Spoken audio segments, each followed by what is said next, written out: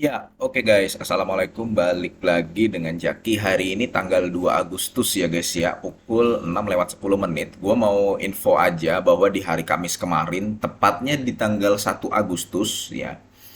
The Fed atau Powell nih, Powell sudah menginfokan. Ini hilalnya jadi lebih jelas kalau bulan-bulan sebelumnya, bulan Juni itu dia menginfokan bahwa eh, akan ada potensi penurunan di akhir tahun ya.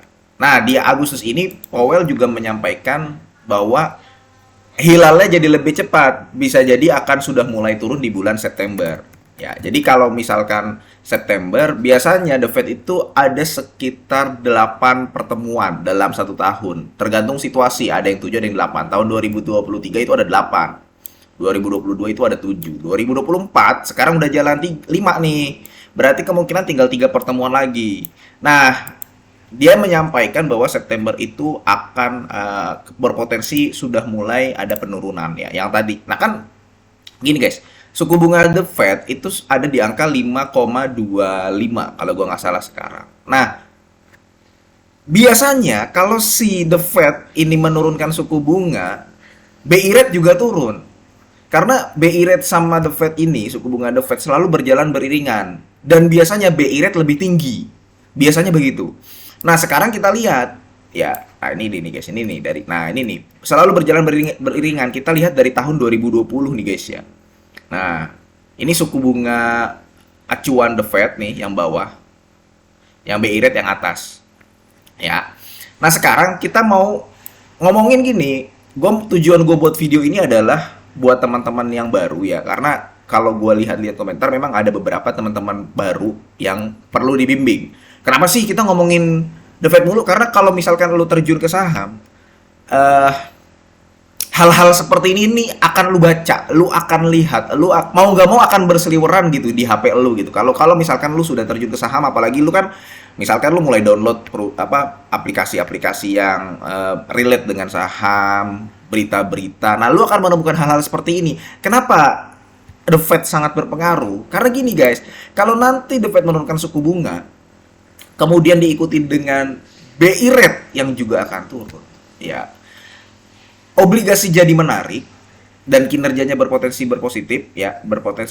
Yang kedua, pinjaman dan kredit naik karena kalau misalkan lu mau minjam dan lu mau kredit itu jadi mudah dan bebannya jadi lebih ringan. Simpelnya begitu. Lu mau minjem, ya, lu mau mengajukan kredit itu jadi lebih ringan. Pertama mudah. Biasanya sulit, tapi nanti jadi mudah. Nah, kemudian bebannya jadi ringan. Jadi nggak besar bunganya. Kayak begitu. Simpelnya begitu. Dan kalau ini terjadi, biasanya konsumsi masyarakat itu akan naik. Yang tadinya orang banyak nahan duit, nahan pengeluaran ya, karena dapat return yang gede, orang mulai akan konsumtif lagi. Biasanya begitu. Itu harapannya begitu. Nah, sekarang dengan penurunan The Fed ini akan banyak sentimen positif di pasar saham Indonesia. Jadi lu jangan kaget nanti kalau misalkan Astra naik, BBRI naik, apalagi kemudian BTPS naik ya kinerjanya, kemudian dan sebagainya, properti. Cuman yang mau gue ingatkan kepada lu ya guys ya, gue sampaikan kepada lu nih teman-teman nih khususnya pemula, akan ada saham yang naik. Sekali lagi guys, akan ada saham yang naik karena sentimen, akan ada saham yang naik karena fundamental. Nah, lu harus berada di perusahaan yang ini nih guys nih, perusahaan yang fundamentalnya memang bagus.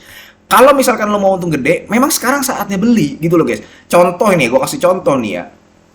Penjualan mobil kan turun. Penjualan mobil itu turun waktu tahun 2024 kalau dibanding tahun 2023. Penjualan mobil di seluruh Indonesia, termasuk Astra. Termasuk Astra. Nah, harapannya dengan turunnya BI rate ini, ya, lu beli di perusahaan yang fundamentalnya bagus. Astra kan ini contoh doang ya, contoh ya. Astra ini kan bagus fundamentalnya ya, GCG-nya juga oke. Nah, dia lagi di harga yang sangat rendah saat ini. Harapannya dengan turunnya BI rate nanti mengikuti The Fed, ya orang jadi beli-beli lagi, pengajuan kredit jadi mudah dan ringan, ya. Ada kenaikan lagi dalam penjualan mobil. Itu salah satu contoh. Apakah penurunan BI rate dan The Fed ini hanya dirasakan oleh Astra? Enggak juga. kegiatan ekspor dan impor jadi menarik. Akhirnya asing banyak masuk lagi ke Indonesia karena kan ekspornya Indonesia juga kuat, guys. Ekspor energinya.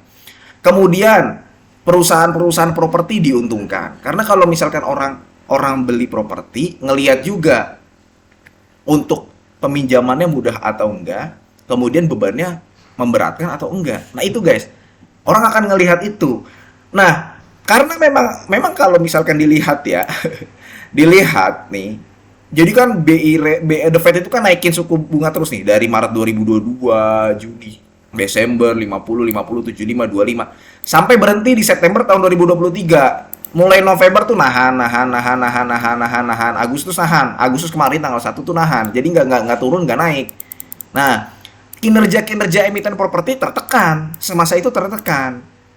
Kayak begitu guys. Nah, ada harapan. Sekali lagi, ini gue katakan ada harapan ya. Bukan berarti nanti ketika BI rate turun, ketika The Fed menurunkan suku bunga diikuti BI rate, kinerja saham properti itu akan naik. Belum tentu seperti itu juga. Belum tentu. Makanya gue sampaikan kepada lu guys, lu harus lu harus membedakan antara yang naik karena sentimen dan yang naik karena fundamental. Karena gini, kalau lu berada di perusahaan yang naik karena sentimen, ini gue kasih tau aja ya guys ya. Kalau lu berada di perusahaan yang naik karena sentimen, perusahaan yang naik karena sentimen tuh cirinya gini, dia naik kekencengan. Padahal dia belum terkonfirmasi di laporan keuangan gitu loh. Dan biasanya dia nggak bagi dividen. Itu tuh, biasanya ciri-cirinya begitu. Dia naik kenceng. Nah, ini langsung gue catat nih, naik kenceng. Ya, dia naik kenceng. Biasanya karena ada banyak yang membahas di media, naik kenceng. Kemudian dia nggak bagi dividen. Ya, dia naik kenceng nggak bagi dividen. Terus belum rilis LK. Belum rilis LK. Jadi belum terkonfirmasi dalam angka. Nah, itu biasanya yang naik karena sentimen. Lu harus perhatian dengan hal itu. Ini biasanya nanti memberikan return yang gede buat lu. Misalkan lu udah beli nih saham A. Fundamentalnya nggak bagus. Dia naik kenceng. Utangnya gede, nggak bagi dividen, dia naik kenceng. Nah, waktu naik kenceng itu lu saatnya taking profit. Itu guys, ini ciri-ciri pada umumnya ya. Jadi naik kenceng, nggak bagi dividen, dia belum rilis LK, belum ada rilis kinerja, tiba-tiba naiknya tinggi. Nah, itu naik karena sentimen. Tapi kalau naik karena fundamental, dia naiknya perlahan. Naik perlahan. Ya. Biasanya dia bagi dividen. Ya, kemudian kenaikan sahamnya selaras dengan kinerja. Dia naik ketika nanti si perusahaan rilis kinerja kayak gitu, guys. Jadi itu lo harus bisa bedakan ya. Secara umum ini perbedaan antara saham yang naik karena sentimen dan fundamental. Dan gue pribadi terus terang, gue juga udah kan di kuartal 2 tahun 2024 ini udah rilis ya, banyak perusahaan yang udah rilis laporan keuangan. Gue udah bongkar pasang portofolio dan gue coba masuk ke saham-saham yang diuntungkan secara fundamental ya dari potensi penurunan suku bunga The Fed dan BI rate ini. Kayak gitu guys. Ya. Oke, mudah-mudahan video ini bermanfaat dan semoga lu sehat selalu sehingga kita bisa bertemu kembali di video-video selanjutnya. Ini bukan ajakan jual beli. Gue akhiri, wassalamualaikum warahmatullahi wabarakatuh.